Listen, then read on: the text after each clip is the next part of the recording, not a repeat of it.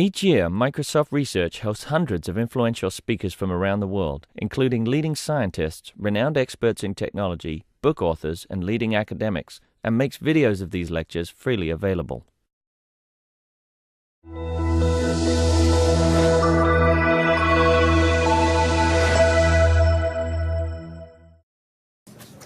Hello, everyone. Thank you for coming.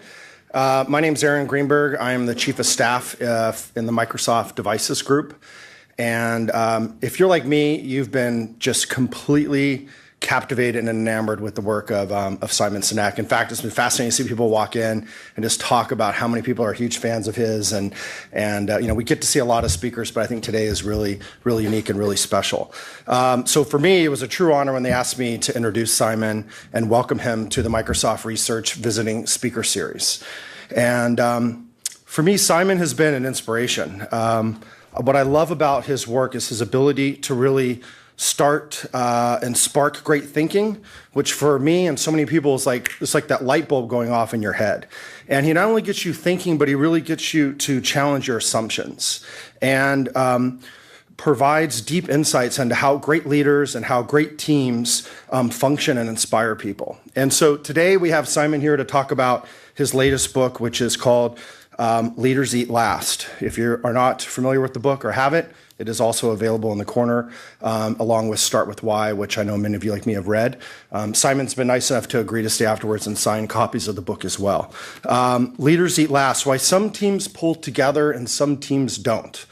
And I've been on teams that pull together and teams that don't. So I think it's really fitting time to have him here. Some great learnings on how we can build and form high-functioning teams. Some deep insights into how humans work, our emotions, how we connect, how we interact. And these are really key ingredients to creating that environment where we can naturally trust each other and cooperate. Simon, in addition to being a best-selling author, now his TED Talks, if you have seen them, he now is the second most viewed TED Talk of all time, which is very impressive. And if you've seen his work, you can understand why. So with that, please welcome and please give a warm welcome for Simon Sinek.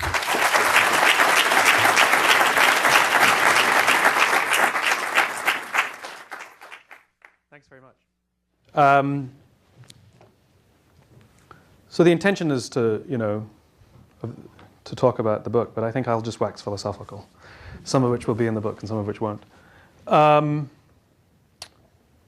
I think it's both exciting and depressing that messages like mine have an audience. I talk about really simple things like how to be fulfilled, and like how to do things that inspire us, and how to work for a company that sort of gets the best out of us and makes us feel good while they're doing it. And it's kind of upsetting that people even wanting to hear that, meaning that there's a demand for it. But that also presents the most remarkable opportunity in the world, which means there's an opportunity for us to change the way work is done so that all of those things are not the exception, but rather the rule. It is the exception when somebody says, I love my job. So you meet somebody at a bar, he's like, what do you do? Oh, I love my job. Oh, you're so lucky, right? It's like, that should be something special, is remarkable. And so the amazing thing is that ability to say, I love my job, I love what I do, is actually not that complicated to find. And not ironically, it has nothing to do with the work that we do. It has everything to do with the people with whom we work. And you don't even have to like the people with whom you work. That's the most amazing thing of all. If you think about it, in the military, there are people who are willing to risk their lives for people they don't even like. We don't even like to give up credit for things, So what is it that creates an environment in which people care about each other so much that they would risk their lives for people that they don't even like, right? Sometimes. This is remarkable to me. Human beings in all their complexity and all of the nonsense and all the messiness, what drives us is kind of simple. And this is what I like to research and learn about and write about, which is if you understand the very basic mechanics of this machine called the human being, it becomes fairly obvious as to what conditions in which the machine will perform well and in what conditions the machine will not perform well. Very simply, our machine is a social machine. We are social animals, and we respond to the environment we're in. That's it. Good people are capable of doing very bad things if they're in the wrong environment. And people who society may have given up on, if you put them in the right environment, are capable of performing remarkable, remarkable things. This is the job of leadership, which is to make that environment. The leader sets the tone, and the tone that is set will determine how we respond accordingly. And again, we are relatively simple in our motivations. If you go back to the Paleolithic era, when Homo sapien first stepped foot on the planet, about 50,000 years ago, there were other hominid species that existed at the same time, but we were the ones that survived. They died. We weren't necessarily the strongest, we weren't necessarily the fastest, and yet we've done quite well. Look at this remarkable world that we've built. One of the huge advantages we had and have is that we are social animals. And things like trust and cooperation are absolutely essential for our survival. They're not just nice ideas. They're absolutely essential. You can imagine why. When we existed, when we lived in populations that never really got bigger than about 150 people, for 40,000 of the 50,000 years we've been on this planet, we never lived in populations bigger than 150 people. I understand scale presents some inherent problems. But you can understand the benefits of the group living. What it meant was I could fall asleep at night and trust that someone in my tribe would watch for danger. If I didn't trust the people in my tribe, I couldn't go to sleep. And this is not a very good system for survival or performance or anything, any other metric. It's the same at work. When we work with people with whom we trust, I don't need to double check your work. I don't need to see it before it goes out.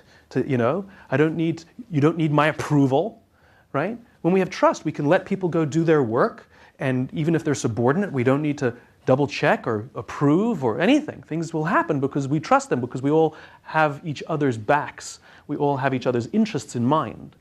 The problem with things like trust and cooperation is that they are not instructions. I can't simply tell you, trust me. You can't simply ask people to trust you in your advertising, and you can't simply tell people, I want you to cooperate. Trust and cooperation are feelings, and this is the problem. So the question is, where do those feelings come from? Now again, we are pretty simple in our motivation and our constructions.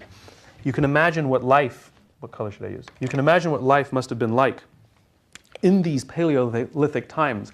It was a world filled with danger. All of these forces working extremely hard to kill us. Whether it was the weather or lack of resources, saber-toothed tiger, nothing personal, but all of these forces were working together to end our lives. And so, as tribal animals, we worked together and lived and worked amongst people around whom we felt safe. We felt like we belonged. And when we felt safe amongst the people with whom we lived and worked, the natural human response is trust and cooperation. It's just what happens. When we do not feel safe amongst the people with whom we work, however, the natural human inclination is cynicism, paranoia, mistrust, and self-interest. When we do not feel safe amongst the people with whom we work, if our leaders do not make us feel safe, we have no choice but to spend our own time and our own energy to protect ourselves from each other. When we do not fear each other, we naturally work together to face the dangers and seize the opportunities. It's the exact same thing in our modern business world. There are forces that are constant and beyond our control that are working to kill you, right? Maybe I'm exaggerating. But there are forces outside, things like the uncertainty of an economy, the ups and downs of a stock market, a new technology that might render a business model obsolete overnight, your competition that sometimes is trying to kill you. It's trying to destroy that product or put you out of business, but at the very minimum is trying to frustrate your growth and steal your customers. These forces are constant, and you have no control over them and never will. The only variable are the conditions inside the organization. And when those conditions are set in a manner that allows us to feel like we can trust and cooperate, we do. This is what leaders are supposed to do. There is an exact definition of leadership, and it is not my opinion. You know, I love all the books that come out and all the articles. What makes a great leader? What are the 5 things you need to be a leader? You need charisma, you need vision, you know, all of these things. I can tell you right now, those things are sometimes useful, but they're not essential. Not everyone has vision. Does that mean they're not allowed to be leaders? You know, some people have remarkable charisma and some people don't. Does that mean they will never lead? Of course, it's all nonsense. You can't manufacture these things. Some people are good strategic thinkers and some people are not. Some people are just naturally good at basketball and some people are not. There are skills, you can get better at them for sure, but you're either a visionary or you're not. These are not things that we can manufacture. In other words, they're not essential components for leadership. There's only one characteristic that I'm comfortable saying that all leaders must have to become leaders, and that's courage. Because leadership is hard, and it often requires sacrifice, and that it will happen, that you will have to put your interests, your comforts, your advantages aside so that others may gain. And that's sometimes really hard. In fact, standing up for others may mean that you might get your head chopped off. You know, a leader sometimes loses their job because they did the right thing, right? That comes with significant risk. The choice to be a leader comes at significant risk. And this is why not everyone chooses to be a leader. Leadership has nothing to do with rank. It has nothing to do with the title you have on your card. Leadership is a choice. That's it. I know many, many people who sit in the senior echelons of a corporation and they are not leaders. They are authorities, and they have authority, and we do what they say because they have authority over us. But we would not follow them. I know many people who sit at the bottom of organizations who have no authority, but they are absolutely leaders. And the reason they are leaders is because they have made a choice. They have chosen to look after the person to the left of them, and they have chosen to look after the person to the right of them. It doesn't always mean they have to sacrifice their interests, but when it really counts, sometimes they choose to sacrifice their interests because it's in the interest of the person to the left and to the right of them. This is what leadership is. The role of leaders is not an accident either. It's built into our anthropology. It's part of our survival, the reason we have hierarchy and we have leaders. For those times when we lived in these austere conditions, we had a little bit of a problem. It was a very practical problem. There wasn't necessarily enough food to go around all the time. We didn't have supermarkets and cars. We just go get milk. Sometimes there was food readily available and sometimes not. Which meant if someone brought home some food, and we're living in a population of up to 150, we would all rush in to eat because we're all hungry. And if you were lucky enough to be built like a football player, you could shove your way to the front of the line. If you were the artist of the family, you would get an elbow in the face. This is not a good system for cooperation.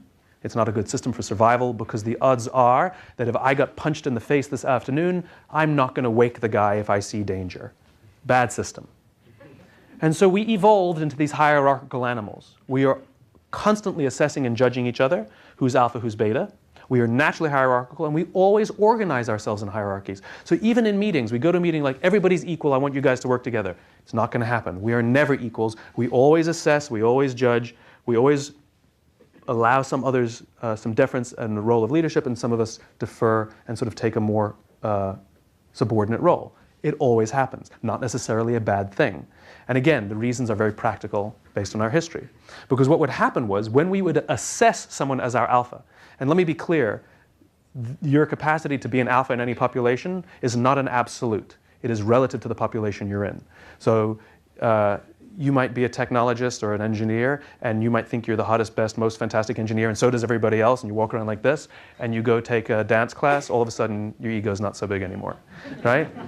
We've all had the experience, right? We've all had the experience where we shake someone's hand and we're nervous. You're not the alpha. You know? Or when we can sense that someone's nervous meeting us, you're the alpha, right? It's a relative scale.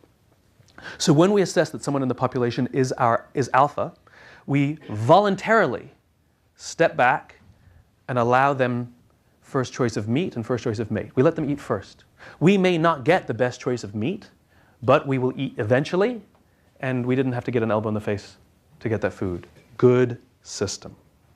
To this day, we are very comfortable with paying deference and offering advantages to those more senior than us. There's not a single person in this room, zero, that has a problem with somebody more senior than you at the company making more money than you as a salary, having a bigger salary than you.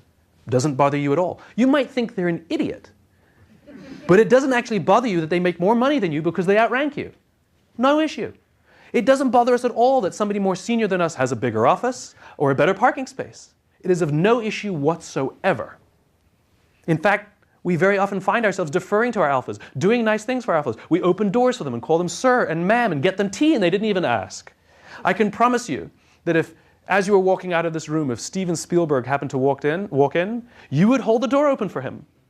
And then you would go home and tell your spouse or your boyfriend or your girlfriend, you'll never believe what happened today. I held the door open for Steven Spielberg. How come you don't advertise when you hold the door open for anybody else? It's because we're proud to sometimes do menial labor for those who we perceive as alphas in our system. We're proud to work for the groups that they lead and the organizations that they lead. By the way, you can't lead a company. You can run a company. You can only lead people. And so this whole idea of deference and how we always defer and sort of volunteer to these alphas is a natural human response, and it's a survival instinct, and it's all about this. And that's the point. None of those perks that you get for being the leader, for being the alpha, none of them come free. They come at a very high expense. You see, the group is not dumb. We expect that the person who's better fed, the person who's actually stronger or smarter than us, the person who has a higher self-confidence, has more self-confidence because of all our love and deference and hello sir and hello ma'am, and to actually boost their self-confidence. We expect that this more confident, stronger, better fed person, when danger threatens the tribe, we expect them to rush towards the danger to protect us. That's the cost of leadership. That's why we gave you first choice of mate, because you might die. And we want to keep your genes in the gene pool. We're not stupid. And this is what it means to be a leader, the willingness to rush towards the danger to protect those in your care. It is a choice. You don't have to be a leader. It is a choice. If you don't like the costs of leadership, you may not accept the perks of leadership because they do not come for free. This is the reason why we are so viscerally offended by some of the banking CEOs have these disproportionate salaries and bonus structures.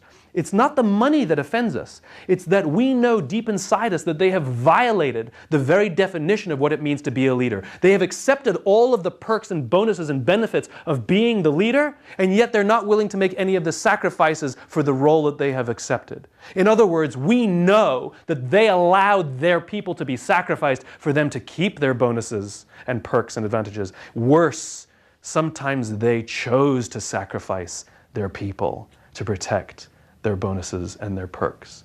This is what so offends us. It's not the money. If I told you we're going to give a $150 million bonus to Nelson Mandela, does anyone have a problem with that? No. How about a $250 million bonus to Mother Teresa? Got an issue with that? No. It's not the money. It's not the money. It's that leadership is a choice. And in our modern day and age, unfortunately, many of the people who like to call themselves leaders are not leaders at all. They are authorities. That's all they are. And we have to do what they say because they have authority over us, but we would not follow them. And this is a problem. Because when we do not feel that they have our backs, when we do not feel safe working inside their organizations, they force us to spend our time and our energy to protect ourselves from them. And the organization itself suffers. It's what happens. It's ironic to me that organizations like your own, who want to drive innovation and ideas and new ways of thinking, would in the same breath lay people off because they didn't make the numbers in 1 year. you do realize that those two concepts are completely counterproductive. It's like talking to a CEO and I ask, what are your priorities? They say, we have two priorities, innovation and efficiency. Not possible. There is nothing efficient about innovation. Try, fail, try, fail, try, fail, try, fail, try, fail, try, fail, succeed. Not efficient. It takes you throw money to try things out. You can be innovative or you can be efficient. You can be efficient and hope for innovation, and you can be innovative and hope for efficiency. There's always going to be one subordinate to the other. Not bad, not better or worse, but let's not kid ourselves and think that they can be equal grounds. They cannot. It is impossible. But worse, an organization that claims or hopes or desires or aspires to be innovative must, at every expense, commit themselves to the safety of their people. Because only when we feel safe and protected will we voluntarily commit ourselves to the support of each other and the advancement of the vision. There are very simple ways to do this. Here are just a few. Great leaders would never sacrifice the numbers, would never sacrifice the people to save the numbers. Great leaders would sacrifice the numbers to save the people. And so when we live in a day and age where our leaders are so comfortable sending you home to tell your spouse and your kids, I'm sorry, I no longer have an income because the company had to make its numbers for the year. Forget about the people who lost their jobs. What about the people who didn't get laid off? How inspired do you think they feel to come back to work every day? How safe do you think they feel? Do you think we're going to give our best knowing at the next time if the company doesn't make its numbers? By the way, which may or may not have anything to do with us. Remember all of those outside dangers, the ups and downs of technologies, the ups and downs of stock markets, the ups and downs of economies? You think when you have a bad year, you sit your children down and say, kids, it's been a bad year. We have to get rid of one of you. Or worse. Or worse. I got to keep my Mercedes. And so it's either you or the car, and we've picked you. Right? No, we tighten the belt. We work together. We figure out ways to make it happen, to see it through the hard times. We cannot judge the quality of a crew based on how they perform in good times. We judge the quality of the crew by how they perform in rough waters. And unfortunately, we throw our crew overboard when we hit rough waters. What makes them want to commit to see the ships make it through the rough waters? What they do is they sit down and watch their own backs because nobody else is going to watch my back. There is no innovation in a group like that. There is no innovation in a group like that. Backstabbing, idea stealing, plenty of that. Nothing personal, got to look after numero uno. So number one, people come first. Numbers are always subordinate to people. Numbers will not rescue you in hard times. People will. Numbers will not come up with new ideas. People will. Numbers are not innovative. People are. That's number one. Another one which is really, really, really easy is honesty. It's really easy to be honest. Just tell the truth. And if you tell the truth on a regular basis, we will say you have integrity. That's all it means. These are really basic concepts. So for example, if somebody calls and a secretary picks up the phone and says, Dave's on the phone, and you say, tell him I'm not here. You've just sanctioned lying inside your organization. That's what you've done. You have said that when it suits you, even if these lies are small, you may tell lies. That was dishonest. I went to visit Quantico Marine Base, where the Marine Corps selects their officers. And on the day I was there, true story, I was waiting in a conference room for the colonel in charge of OCS to come and give us a briefing on the base about OCS, about the selection process. And he arrived late. Marines don't ever arrive late. And he showed up late. He came in and apologized. He said, I'm sorry, we've had an incident with one of our Marines.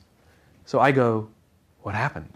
You know? He said, well, we're considering throwing him out of OCS, which means throwing him out of the Marine Corps. And I'm thinking, what law did he break? What did he do? So I said, what did he do? And the colonel said, he fell asleep on watch. And I said, that's it? He fell asleep on watch in the woods of Virginia. You know? I'm like, you guys are tough. He said, and then he explained. He said, no, you don't understand. He said, when we asked him about it, he denied it. When we asked him about it again, he denied it again. And only when we gave him irrefutable proof did he say, quote, I want to take responsibility for my actions.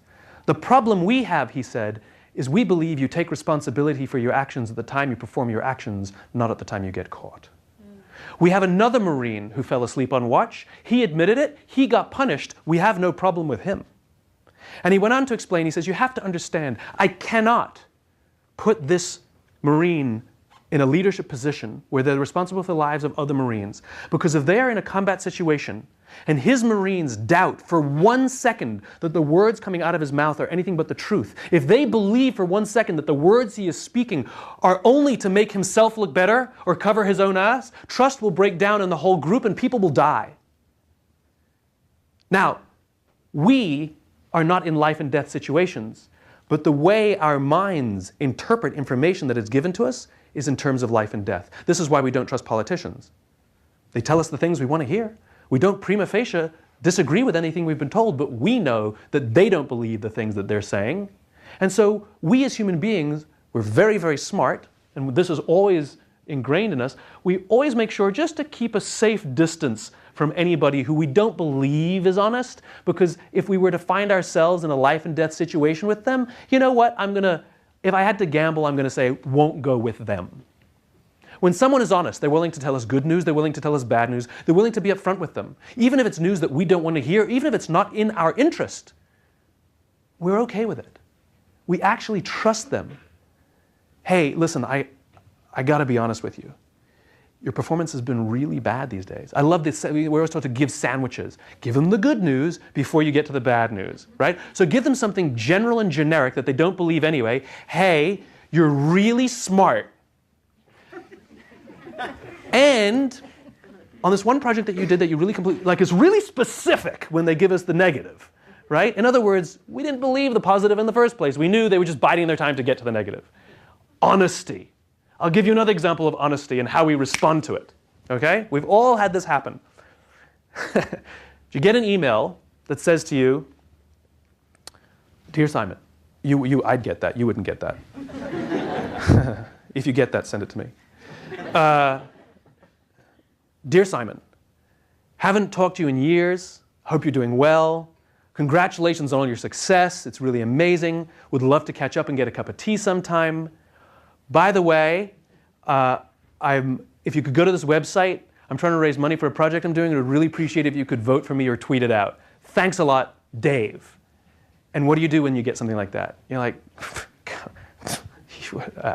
you know? Right? Now, what if we simply reverse the information? Dear Simon, I'm trying to raise money for this project I'm doing. Would really appreciate if you could click on the link and vote for me, and maybe even tweet it out. Haven't seen you in years, hope you're doing really well. Congratulations on all your success. Would love to get together with you for a cup of tea sometime, Dave. In other words, tell me the reason you sent me the email.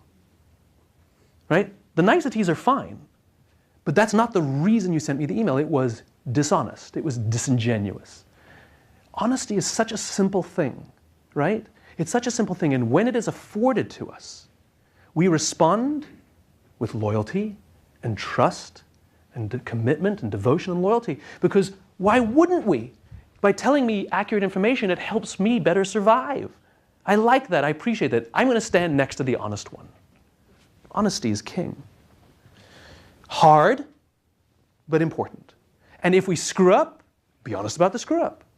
I want you to know I wasn't honest with you. I was in a weird position, and I should have told you the truth, and I didn't. I got embarrassed, and then I made it worse. I don't know. I'm sorry.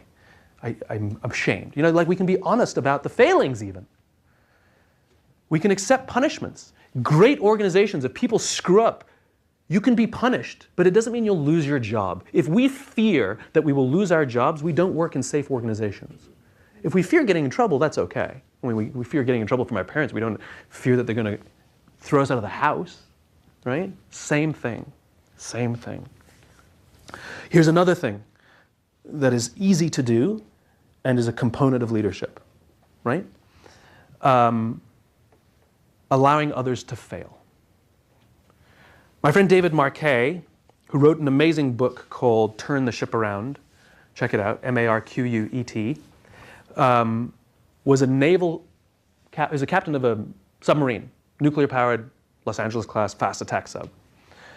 And Marquet believed, like many of us do, that his credibility as a leader was closely tied to his competence, to his intelligence. You know, we believe that we have to know as much or more than those in our report because this is what gives us credibility as leaders, right? And so, in typical Marquet fashion, when he was assigned to one of the great honors of his career, to be captain of his own submarine, the USS Olympia, he spent a year learning every button, every switch, every pipe, every valve of the submarine. He went through the dossiers of his crew. He knew everything about his crew. He was going to be prepared, and he was going to know as much or more than everybody else on board because he was the captain now. He had to, he had no choice. 2 weeks before he took command of the Olympia, he got a phone call that says, yeah, you're not going to be the captain of the Olympia. You're going to be the captain of the Santa Fe. It was a slightly newer submarine, still an Los Angeles-class submarine, but Marquet realized because it was slightly new, some of the things were different. And he didn't want anybody to know that he didn't know everything. And so he kind of kept it to himself and pretended he knew everything. But that's okay.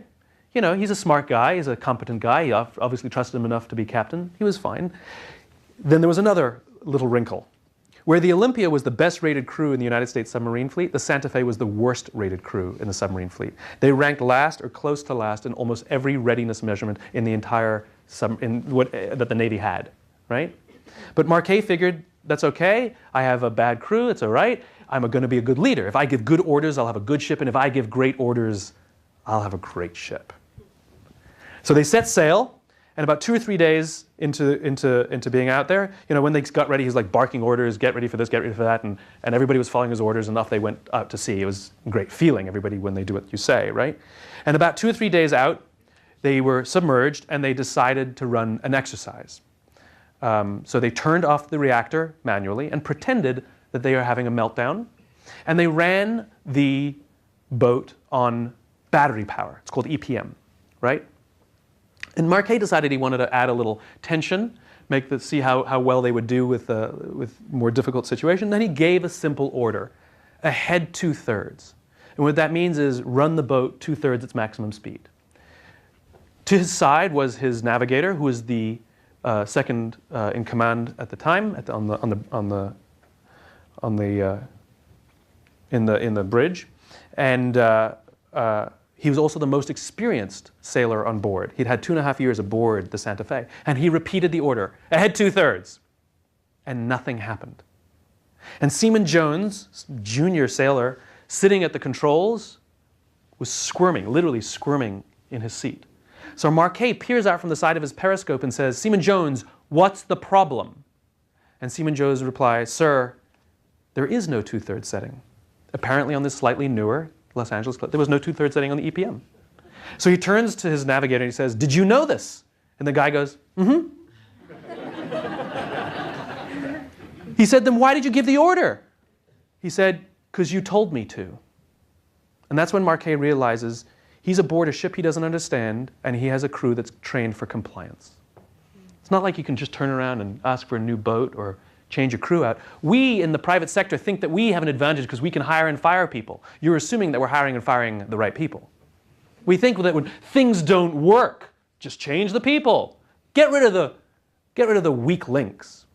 Marquet didn't have this. This is his crew. He's stuck with it. And it's not like in anything else in the world. In submarines, there's no one person who dies. You either all live or you all die. That's it. Those are your options on a submarine. And so Marquet is forced to literally re-examine everything he understands about leadership because bad things will happen if this is the way it goes.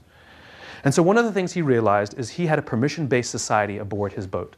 Sir, permission to dive to 400 feet. Permission granted. Aye, sir, diving to 400 feet. In other words, all the authority, all of the accountability lies with the person in charge, with the captain. If something goes wrong, the captain allowed it to happen. Marquet banned the words permission to aboard his boat. And he replaced them with, I intend to. The hierarchy is not affected at all. The chain of command is not affected at all. The difference is psychological. I intend to dive to 400 feet. All right. All the accountability lies with the person performing the action now. And so what started to happen was people took their jobs more seriously. And they started to ask each other for help because things went wrong. And instead of wanting to get permission from the boss, now, if the boss asked a question, you wanted to be able to have the answer. Which means when the boss says, did you check the depths? Sometimes he asked and sometimes he didn't. He says, did you check the depths? Of course I checked the depths. What are the depths? 400. You know? In other words, you could never be caught not knowing before you made a decision. Accountability went up. There are lots of other things that Marquet did, which he talks about in his book. Within a short period of time, the crew of the Santa Fe became the highest rated crew in naval history.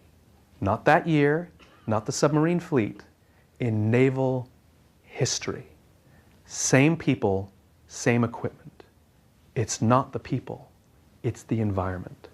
It's always the environment. The people are fine. It's always the environment. And this is what leadership is. One of the things Marquet realized is in most organizations, the people at the top have all of the authority, but none of the information. And the people who are actually performing the jobs have all the information, but none of the authority. And in most organizations, they try to get the information up. No, push the authority down. This is what creates great organizations. And what that does is it makes us feel that our work and our lives have value. We want to be given the opportunity to make mistakes. We want to be given the opportunity to work hard and have responsibility. It feels good to work hard, to have responsibility for something. If somebody else, we've all had the experience, sometimes junior, sometimes senior in our jobs. I can remember in my own career, I used to have a boss who did the opposite. And I would write something, and she would cover it in red pen and tell me to make her changes. And so I'd go make her changes. I'd come back, and she'd cover it in red pen and tell me to make her changes. And at some point, I stopped caring about the quality of my first draft because I knew she was just going to change it all to whatever she wanted anyway. No longer felt valuable or valued. As opposed to telling me the macro issues she had. This is not clear. I know what you're trying to say, but it doesn't come across. Try again. Responsibility. Accountability. I remember the first time that somebody gave me accountability. I had to produce something that I had to send out to the client. The norm was to show it to my boss before it went out to the client. Except this time, he decided to leave early. And I said, well, do you want me to email it to you before it goes out? And he goes, no. Good night. Make sure it goes out tonight. Bye. Now, I knew what good was, and I knew what had to be done, and guess what? He was fine. And I worked hard. I wanted to do it right. One of the things great leaders do is they allow us to try and fail. And one of the things Marquet talks about is the importance of training and the importance of practice and the importance of small projects. Because you can punch a hole in the side of the ship above the waterline and you fix it. It costs some money, whatever. But you do that over and over again so that you don't punch a hole in the side of the ship below the waterline. In training, metrics are supposed to go down, because you want people to try hard and fail and find out where the line is. In combat training, you want them to get shot, because you want them to find where getting shot happens. You don't want to outscore everybody else in training. It's ridiculous, right? This is the time to push the limits. Or give people little projects that at the worst, think about what we do for a living, right? Nobody here is looking for a cure for cancer or working in an ER. The worst thing we can do, the absolute worst, is lose a multi-billion-dollar corporation some money. And not enough that will get noticed. And if it is enough to get noticed, it won't put you out of business. Like seriously, death and destruction and Armageddon are nowhere to be seen. That's the worst. And so when we have leaders that understand that and allow us to try and fail and understand that if we screw it up, it's okay, the ship's not going to sink, now try again. Let's sit down and talk about maybe what you would like to do differently next time. I want you to learn, I want you to try again. Kind of like what we do with our kids. And that's the final point. The closest analogy I can give to you about what leadership is parenting. Think about what makes a great parent. You know? First of all, not having kids is a better life. You get a bigger house, you take nicer vacations, you can get the car you want, not the car you have to get. right? Much more sleep, right? Yet we choose, for some reason, to have children. We choose to make these sacrifices because in time, it's kind of worth it to see this little thing grow up and make something of themselves that we got to look after. It's kind of worth it. The problem with leadership, the problem with parenting, is they're both like exercise, is they cannot be measured in small, discrete chunks. I can give you a compelling presentation about the importance of exercise and it'll change your life and improve the quality of your life and help you live longer. And you'll believe me and you'll go to the gym and you'll come back and you'll look in the mirror and you will see nothing. But you go the next day and you will come back and you will look in the mirror and you will see nothing. And worse, you're in pain. And so you have no metrics to show there's any value to anything I've told you, so you stop. But if you can stick with it, after 3 months, you look at an old picture of yourself and you're like, I can't believe I ever looked like that. I can't believe it. Leadership and parenting are the same. You have no idea if you're being a good parent on a daily basis. None. In fact, sometimes you're a bad parent. But you kind of have a sense of what it should be, and you stick with it, and there are these little glimmers that you get that make you proud that you're kind of doing the right thing and that the sacrifice is worth it, like the little things that the kids do. But you won't actually see a return on your investment for like 30 years. You know, some of our parents are still waiting for us. Right? Leadership is the same. I have no way of measuring that you're being a good leader on a daily basis. Even the best leaders are sometimes terrible leaders on a daily basis. There's no good metric. The problem is it's very hard to measure in short, discrete packets, but it's very easy to measure over distance, over time. That's the problem. Good leadership is obvious. You measured in things like churn. You know, what's the average lifespan of your employees? I love reading all these reports that say, well, the trend is that people are spending less and less time at their jobs now, and maybe it's because they're looking for more adventure. No, it's because they don't feel safe, and why would they stick around? There's no loyalty. It's not a good trend. It's a symptom. Parenting. Think about what a great parent is. A great parent is willing to sacrifice, give of themselves, discipline when necessary, provide opportunities, provide education. Also, this young little thing can grow up and achieve more than they thought they ever could for themselves. What's a great leader? Somebody who's willing to sacrifice and give of themselves and provide opportunities, education, discipline when necessary. Sometimes help them up, sometimes make them get up themselves, all so they'll grow up and build confidence and achieve things I couldn't even achieve for myself. Same thing. There's a photograph in the New York Times a bunch of months ago. Do you remember those shootings in Kenya? And the amazing thing was there was a photographer who was on the scene. Usually we see the aftermath, right? And this particular one, there was a photographer in the mall. And so we got to see pictures of what was going on. And there's one photograph, you can look it up, it's online. There's one photo, Taylor Hicks is the photographer's name, not the same Taylor Hicks. There's a photograph of a mother lying on top of her child. Okay, now think about that. At the sound of a gun, it's a mother's instinct to throw herself onto her child, potentially risking her own life to ensure that the life of this young, precious thing will survive her. Now, on other days, mom gets to do what mom says because I'm the mom.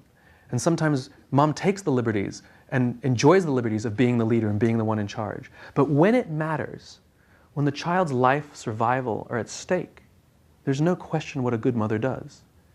They throw themselves on top of their child, no question asked, even at personal sacrifice. That's called leadership. That's what our leaders do. They can enjoy the trappings, enjoy the perks, enjoy the parking spaces, enjoy the money. Nobody says you have to give them up. In fact, we would be upset if you gave them up because it's our pleasure to do these things for you. Can you imagine if Steven Spielberg, you made him a cup of coffee, he said, I can make my own cup. It actually would feel bad. Like we want to do these things. It brings us joy to do these things. Just like it brings our kids joy to make us proud, and it gives us joy to make our leaders proud. We want to do right by them. But we do so with the knowledge that they would sacrifice themselves for us.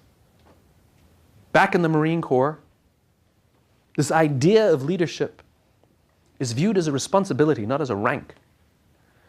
You will never hear these words spoken in the Marines. You will never hear the words, I am a leader.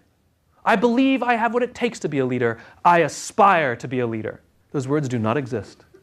Here are the words they speak. I'm a leader of Marines. I believe I have what it takes to be a leader of Marines. I aspire to be a good leader of Marines. In their own vernacular, they view leadership as a responsibility to another human being and not a rank to be attained.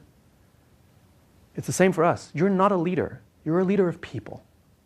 And to say I am a leader is false. I'm a leader of people. I aspire to be a leader of people. I believe I have what it takes to be a leader of people. I want to be the best leader of people I can possibly be. And we are reminded every time we speak the words that our responsibility is to another person. Like the word parent. I am a parent. Inherent in that word is that there's a child. You can't call yourself a parent without a child. I'm a parent of a child. It comes with certain responsibilities inherent, as does leadership. And so this manifests in some funny ways in the Marine Corps. If you go to any chow hall anywhere in the world, on any Marine base, what you will see is they will line up in rank order during chow time. Most junior man eats first, most senior man eats last. It is not in any rule book, and no one tells them they have to. It happens organically because of the way they simply view the responsibility of leadership. That I, as the leader, like a parent, would let my child eat before I eat. That's just what we do. And so that's one of the ways it shows up. I was told a true story. I was told a story of a Marine officer who was deployed, and they were eating with the group, and that officer made sure that his men ate first, as is the custom in the Marine Corps. And they ran out of food. The officer didn't get to eat. So when they went out back into the field, all of his men brought him some of their food so that he may eat. This is what happens. When we as leaders commit to the safety of our people will give us their blood, sweat, and tears, and they will make their own sacrifices to ensure that we are kept safe and to ensure that our visions are advanced. We cannot sit here with our arms folded and simply complain that our leadership doesn't look after us, that our leadership doesn't get it, that they would sooner sacrifice us to save the numbers and they would never sacrifice the numbers to save us, that they listen to Wall Street, they don't put people first, they claim they drive innovation, but they're not creating the environment that would create innovation. We cannot complain because we must be the leaders we wish we had. We have a person to the left of us and we have a person to the right of us that we can take responsibility for. Sure, you don't love your job, but do they? Are you committing yourself to ensuring that they feel happy, that they feel safe, that they have the job they love, that they feel like they're learning, that they feel they have opportunity? We have entire sections in the bookshop called self-help. We have no sections called help others. And yet the science is clear. Our own sense of happiness, our own sense of fulfillment, our health, and indeed the success of the organization itself are tied entirely to our willingness to serve those in our tribe, to look after those who we would call brother and sister, which we don't do in companies. We have colleagues. In the military, they have brothers and they have sisters. We don't always like our brothers and sisters, but my goodness, you threaten my brother or my sister and you got to deal with me. Thanks very much.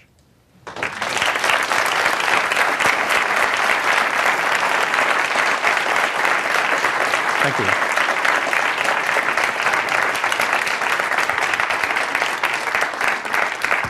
Thank you very much.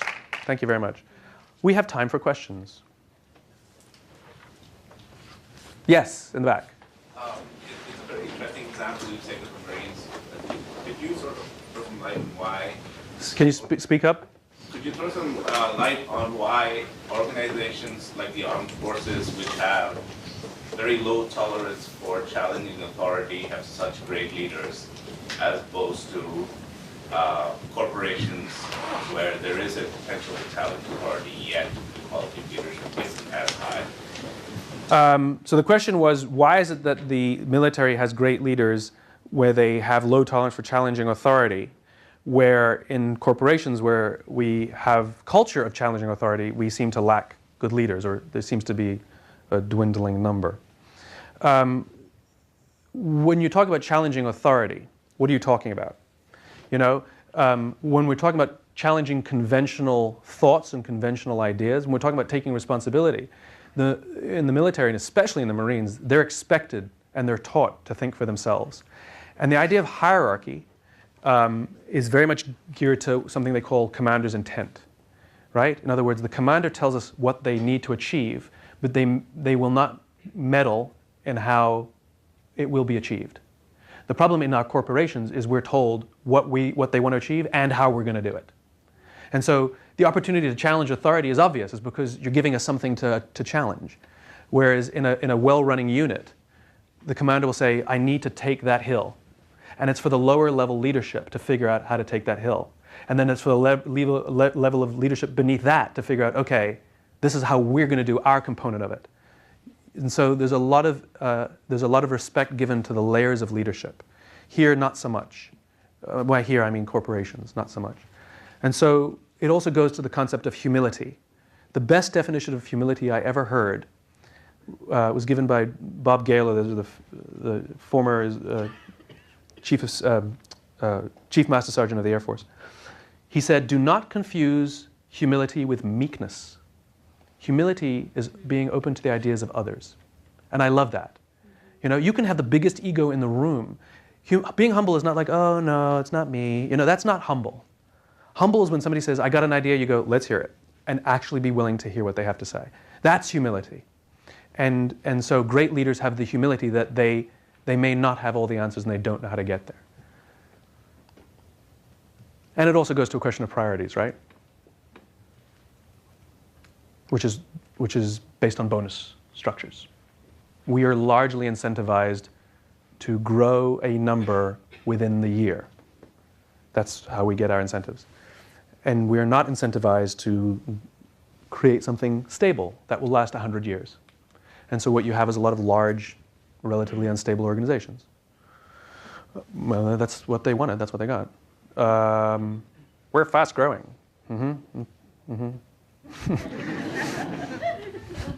Awesome. It's good for the year, right? This is. We were just talking about this at lunch. This is the difference between. This is the folly of the stock market, right? Make sure this is on the camera. I'll make sure it's on the camera. Do it in the middle. Okay. This, if you look at like General Electric in the 80s and 90s, this is what their stock chart looks like. So if you were lucky enough to sell at the right time, you would have made, you know, I don't know, 1,800% on your money, you know, if you invested in the early 80s. This is not investing. This is gambling. This is investing.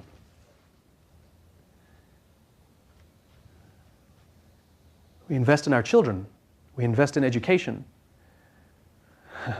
Right? We invest in something that we don't see the result in a year. Gambling is about hope. I hope this works out. It's about betting. I bet on your new product. I bet on your new CEO. I bet on your reorg. I bet on your acquisition. I invested in you because I hope that that decision that you just made today, I bet it's going to work. Oh.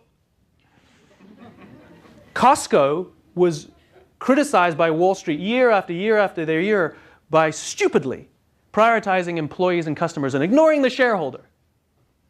If you had invested $1 in General Electric and $1 in Costco the day Costco went public, which was December of 1985, you would have, compared to today, you would have enjoyed a 600% return on your investment in General Electric. You would have enjoyed a 600% return on your investment in the S&P 500. And you would have enjoyed a 1,200% return on your investment in Costco. That's investing.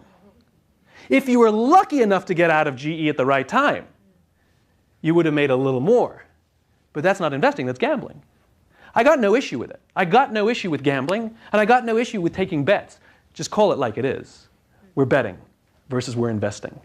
So if we're saying we're doing something for our shareholders, we don't have shareholders anymore, we have share squatters, right? Think about it. Just let's think about this for 1 second. We're going to take counsel from a disinterested outside party that when we do well, they'll invest in us anyway, and if we do badly, they're not loyal and they're not going to stick with us.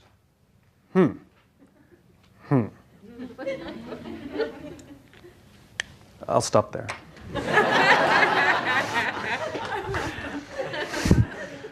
And the joke is, that's better for the shareholder. And it's stable. And it's innovative. And people love working there. And they look after each other. And they don't spend tons of money on churn because nobody quits. It's good. Forget about idealism. Forget about soapboxes. I'm talking business. I'm talking the free market. This is better for the free market. But I digress. Yes? I hate to interrupt your flow. No, I know. So a couple of weeks ago, we had theoretical physicist Michio Kaku come here as well. Cool. Yeah, it was awesome. Talked a lot about the intersection of brain-machine interfaces, and I was wondering, based on your 99U talk, where you focus a lot more kind of on the neurobiological reasons why these things happen, where do you see kind of the future of that going? Will we evolve as companies to be better and figure out if we can actually see, scientifically what's happening, or do you think we'll kind of continue to face these same problems? Oh, such hubris. Yeah, we're not that smart. I love, companies do competitive analyses, and yet it's the competition they didn't see that always gets them. It's the unsuspecting technology they didn't even know existed that comes up. MySpace was busy studying Friendster when Facebook showed up out of nowhere, right? And so we don't know. That's the point. We're so proud to believe that we've considered everything. The space shuttle blew up because of a bolt, okay? Things go wrong all the time because of one idiot decision about somebody who didn't see something. The housing crisis, mortgage-backed securities, the actuaries said that these have a 99% chance of success, because the 1% chance that the whole housing market would collapse at one time. So there was no plan for that 1% chance because it wasn't. That's the point. It's hubris.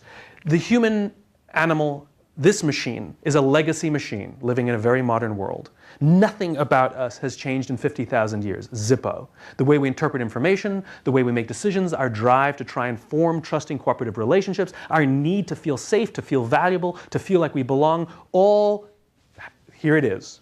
And yet we're forced to operate in a very, very different environment. And it produces some inherent problems. I've forgotten his name, but he's a really great biologist. He was explaining how back in those Paleolithic times, you know what the average life expectancy was? About 80, 85, 90.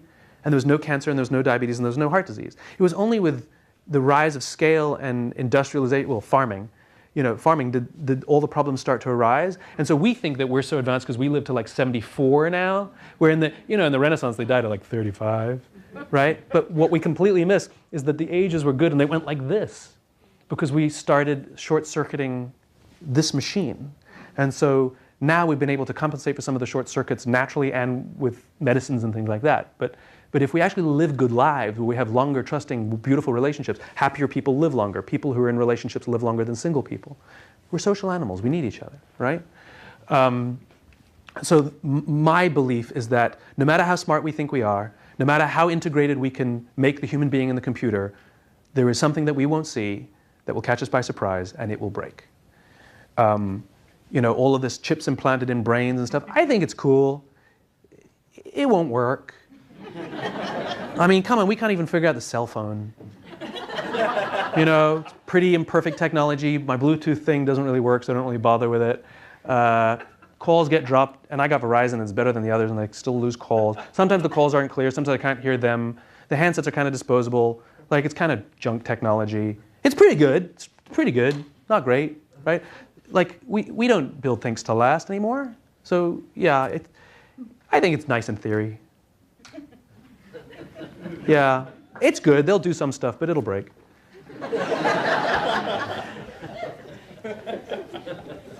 So it's pretty easy, I guess, to identify if your team or organization is safe once you're there. Yeah. But when you're looking for a new team or looking for, changing Yeah. jobs to another org, how do you identify if that place is a safe place? So the question was, it's pretty easy to identify if your team is safe when you're in it. But if you need to change teams, how do you identify if it's safe? Great question. It's called dating. It's called making friends. It doesn't happen immediately, and you can't tell. You go on a first date, and it feels kind of good. And so you go on a second date, and it feels kind of good. And after like 3 weeks, you're like, this is ridiculous, In other words, we make the decision to join teams, or we make hiring decisions too quickly sometimes. They met everybody on the team. We like them. Okay, now it didn't work out. It is our responsibility to assess the team we want to join based on their values and based on their beliefs. It's the concepts of why and the other things that I've written about. And there's some ways to figure that out. For example, you have to know your own before you can assess others, obviously. But here's a great example. Someone will approach me and say, we want you to invest in our company, our little startup. I go, great. What's your exit strategy? They go, with 5-year exit strategy. I'm not interested. Because I'm not interested in things for short term. So there's little questions that I can ask. Who's in charge? Me. Who's your partner? I don't have one. I believe in mom and dad. I believe in CEO and COO. I believe in visionary and operator, working in concert to make it happen. When one person thinks they can do it all, not so much. So these are little things where I've learned over time to test my beliefs. But you have to take time. You have to get to know them. I'm a great believer in dating and getting to know somebody. And sometimes it's in the job. You never expect that you'll feel like you belong in the first week. It won't ever happen. 6 months minimum, sometimes longer. Like how long does it take to fall in love? Certainly not a week, we know that. But if you've been there for 7 years and you're not in love, it's time to move. Human relationships are human relationships, whether it's dating, whether it's work, whether it's sports, human relationships are human relationships. We're always looking for trust, we're always looking to feel safe. I guarantee you that almost every single person in this room is sitting next to somebody you chose to sit next to. Why is that? Why didn't you split up and sit somewhere else? And this is why we keep the empty seats blank. I know you guys don't know each other. Because it's like we go to the movies, we sit next to our friends and we leave an empty space, right? Because we're driven by safety. We feel safe next to someone we know, and we feel uneasy next to somebody we don't know. Nothing personal. It's just the way we are. Same thing. So it takes time. It takes time.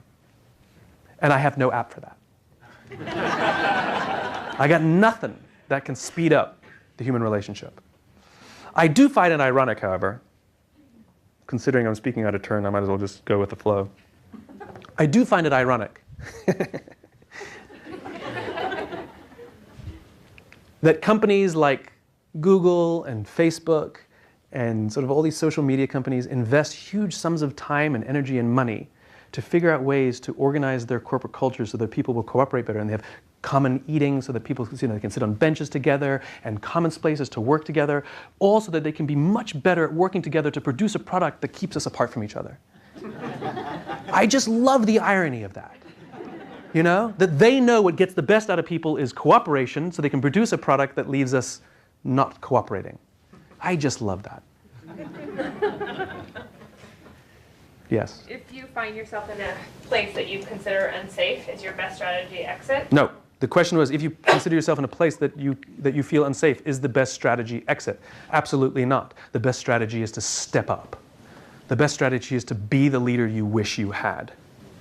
The best strategy is to find someone you trust and say, we have each other, let's look after each other, but let's also commit to looking after everybody else.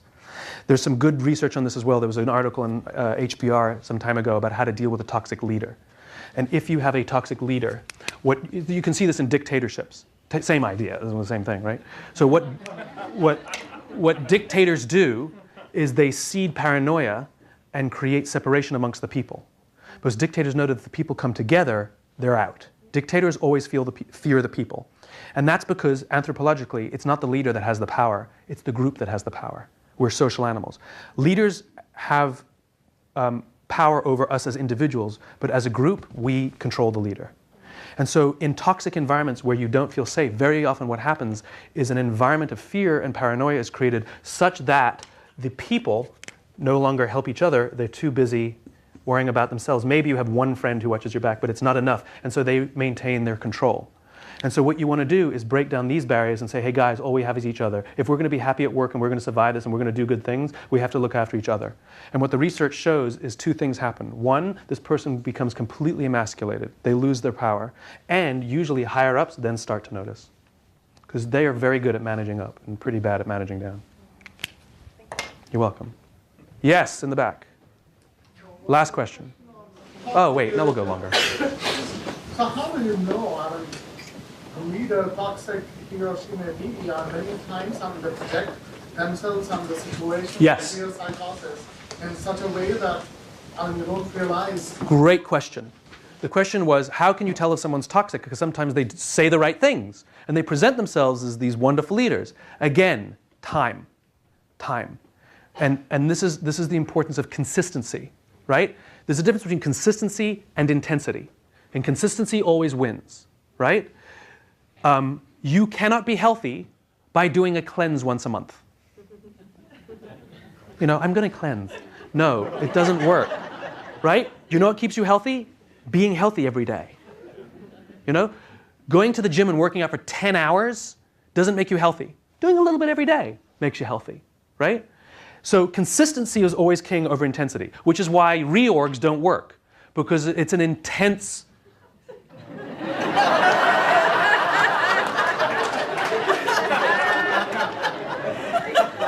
Touch a nerve, did I?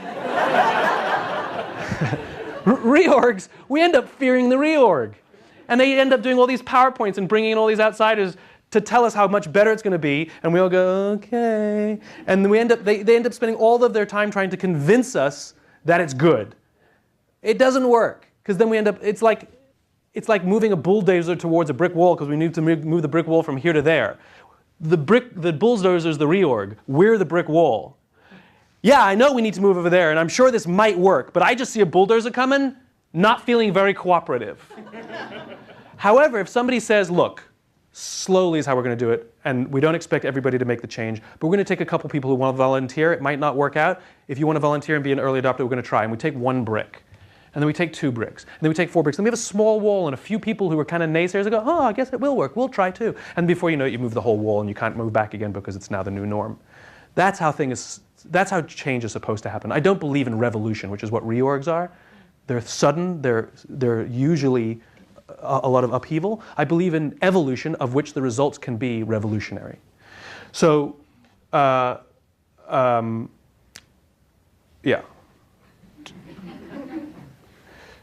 What was the question?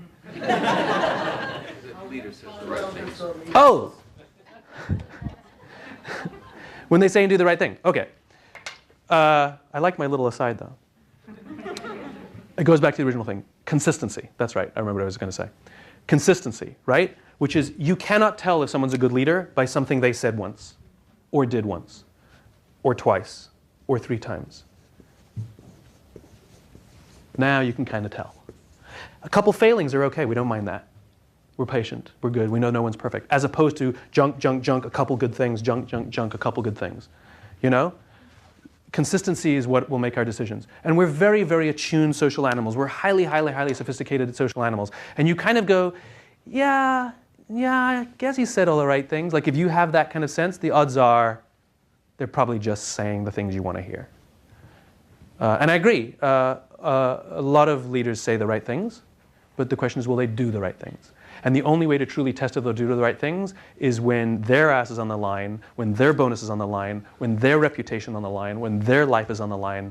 Will they save themselves or will they save us? That's the best test of all.